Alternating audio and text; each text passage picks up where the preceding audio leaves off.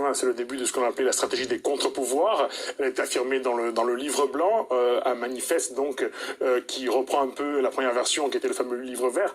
Les contre-pouvoirs, qu'est-ce que c'est? Oui, d'abord, juste un point de précision, il ne faut pas oublier que dans nos rapports avec le gouvernement socialiste, ce qui a posé problème, c'est le refus, parce qu'on lui avait demandé la reconnaissance du peuple corse, qu'il devait avoir au cours d'un discours, il devait le dire, etc.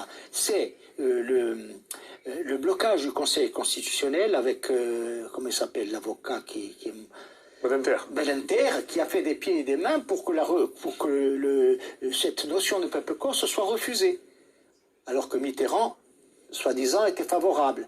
Mais lui, il a bloqué. Et je pense que ça a été quand même un blocage qui a contribué à faire que le fossé s'est agrandi entre... Et après, ça a donné l'affaire Orson, où effectivement, il y a eu des services spéciaux, plus ou moins occultes, qui ont eu peur des négociations entre Mitterrand et le Front, et qui ont voulu effectivement que ça dégénère. Et c'est pour ça qu'il y a eu l'affaire Orson. Voilà. L'enlèvement de Guy Orson, oui. Voilà. Et donc, après... ça a continué jusqu'à la nouvelle trêve avec l'arrivée de Jox et tout ça.